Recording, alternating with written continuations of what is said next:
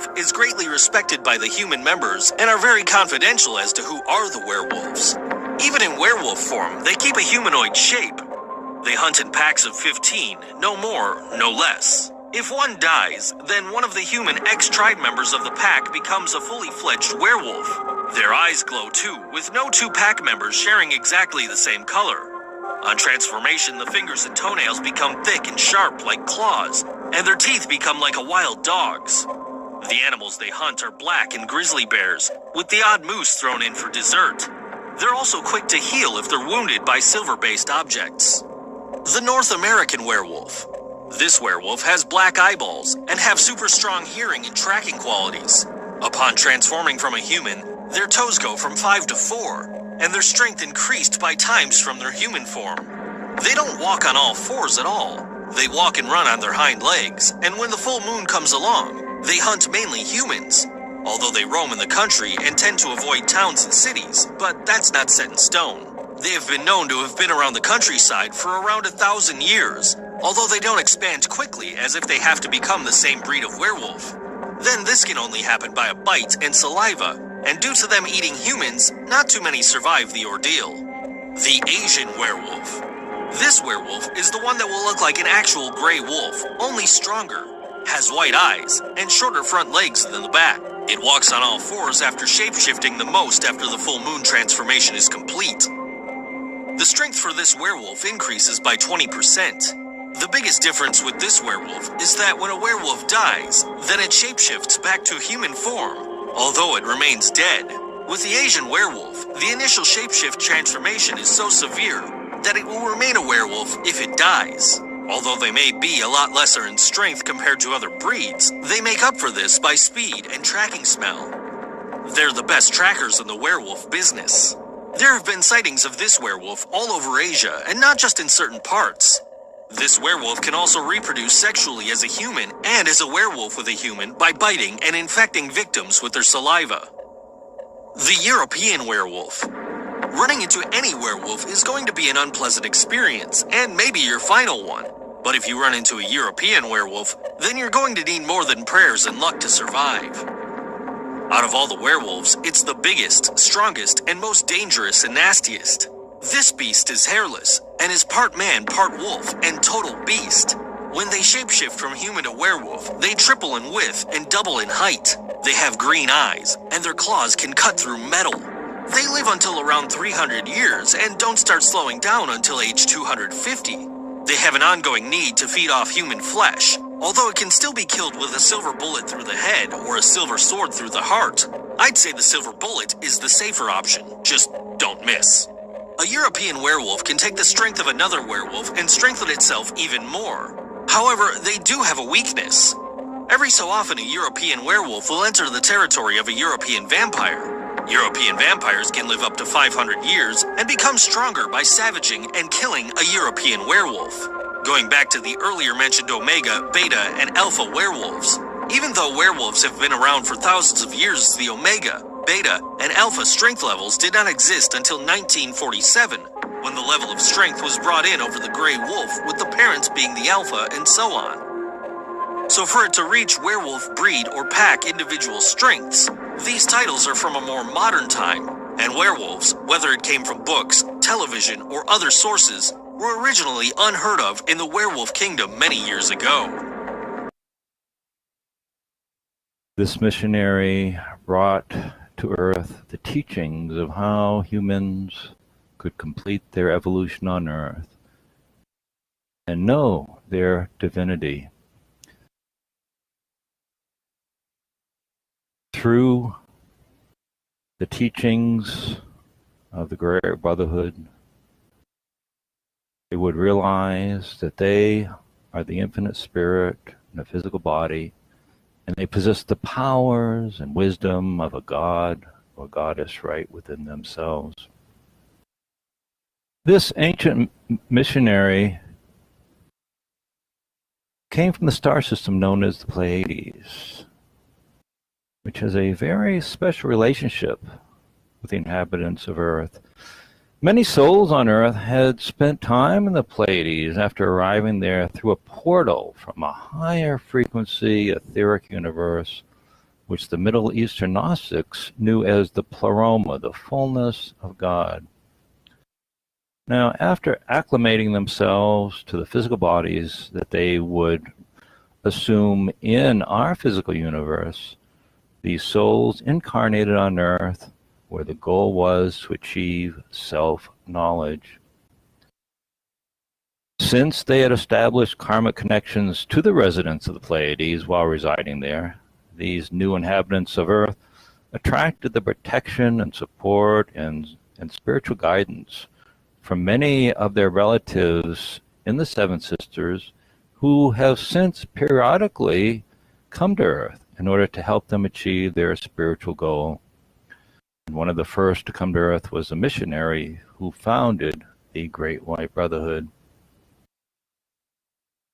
The Middle Eastern Gnostics refer to this star missionary in their ancient writings.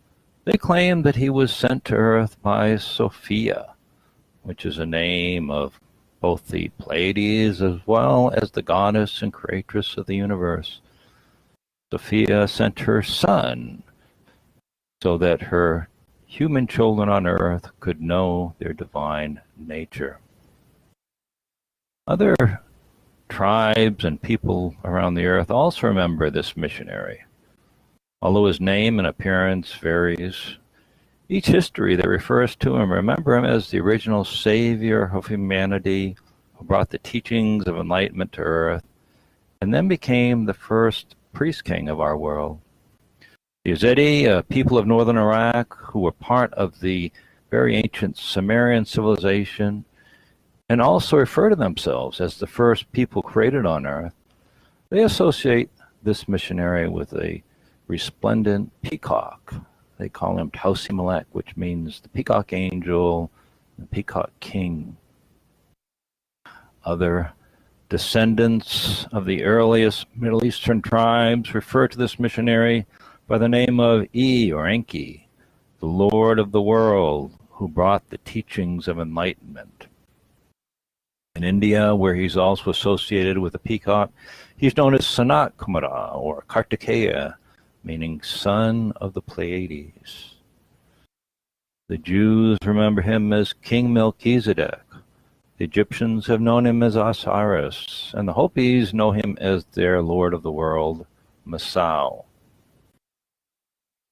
Some of the teachings related to Sanat Kumara in the Hindu Puranas, the Hindu legends, maintain that Earth's first savior arrived as one of four brothers, who collectively were known as the Kumaras. They were first of many avatars or saviors who came to Earth with the teachings of the Siddhamarga, which means the evolutionary path to human perfection. The legends maintain that the Kumaras arrived on Earth when India was connected to Lemuria, great continent that once stretched all the way from the Indian Ocean across the Pacific to the borders of South America. The Polynesians who currently reside on the island remnants of this fabled continent refer to it as the ancient cradle of human civilization. It was there that missionaries descended from the heavens to teach and uplift early humanity.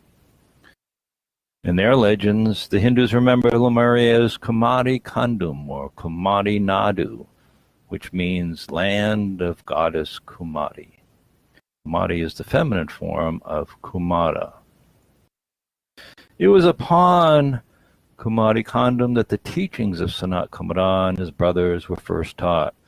He and his brother Sananda Kumara, who later incarnated as Jesus, founded the Order of the Seven Rays for the protection and dissemination of these very sacred teachings.